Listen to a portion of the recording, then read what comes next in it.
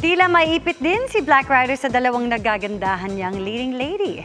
May sizzling tapatan kasi ng sexy and fit bodies sina Yazzie Pressman at Viva Max A-lister Angelique Kang. Makichika kay Nelson Canlas. Ay! Naiintindihan niyo! Ang mainit na ngang panahon, sinabayan pa ng nakaka-high blood na action scenes sa GMA Prime series na Black Rider. Dagdagan pa ng sizzling tapatan ni Nabane, played by Yazzie Pressman, at ni Nympha, played by Viva Max A-lister Angelique Kang.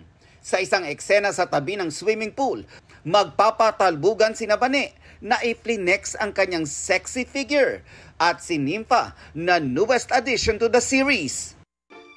Kagabi, natunghayan na ang di inaasahang pagkikita ni Nympha at Elias, played by Ruru Madrid, sa ilog. Bastos! Aray! Ow! Pero ang di magandang pagkikita, Masama na nga magnakaw. Yan pa ang pinili niyong nakawin. tila mapapalitan ng isang nakakakilig na eksena. Elias, hindi ako matatakot basta nandyan ka.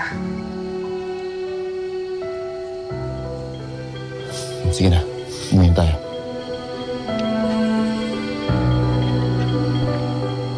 Pero Hoy! Anong nangyayari dito?